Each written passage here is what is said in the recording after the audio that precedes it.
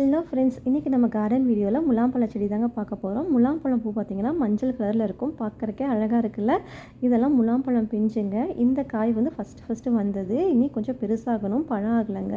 இப்போ தான் கொஞ்சம் பெருசாகிட்டு வருது. முலாம்பழத்துக்கு அறுவடை நாள் பார்த்திங்க அப்படின்னா 90 நாள். நாங்கள் வந்து ஏப்ரல் மாதம் விதை போட்டோம். இப்போ வந்து எல்லாம் அறுவடைக்கு ரெடியாக காயெல்லாம் வந்து பெருசாகிட்டுருக்கு. முலாம்பழம் செடியில் பூக்கள் வந்து நிறையா பூக்குங்க. ஆனால் பாலினேஷன் ஆன மட்டும்தான் வந்து பிஞ்சுகள்லேருந்து காய்கள் வர ஆரம்பிக்கும். ஃபஸ்ட் டைம் பார்த்திங்க அப்படின்னா எங்களுக்கு வந்து கிட்டத்தட்ட எக்கச்சக்கமான பூக்கள் பூத்துச்சு. ஆனால் அதில் பாதியெல்லாம் பூ வந்து உதிர்ந்துருச்சு, பாதி மட்டும்தான் காயாக வந்துச்சு. ஆனால் இந்த வருஷம் பார்த்திங்கன்னா மோஸ்ட்லி வந்து நிறையா பூக்கள்லேருந்து பிஞ்சுகளும் காய்களும் வர ஆரம்பிச்சிருக்கு. ஒவ்வொரு இலைகளுக்கு பின்னாடியும் 1, 2ன்னு காய்கள் ஒளிஞ்சிட்ருக்குங்க. பார்க்குறக்கே ரொம்ப ஹாப்பியாக இருக்குது. நாங்கள் முதல் டைம் மட்டும்தான் முலாம்பழம் விதை வாங்கினோம். அதுக்கப்புறம் பார்த்திங்க அப்படின்னா எங்களோட பழத்துலேருந்து விதைகள் எடுத்து வச்சு போட ஆரம்பிச்சிட்டோம். இதை வந்து கேண்டலோப், மஸ்க்மெலன் அப்படின்னு சொல்லுவாங்க. உங்களுக்கு இந்த வீடியோ பிடிச்சிருந்தா என் சேனலை சப்ஸ்கிரைப் பண்ணுங்கள். பாய்.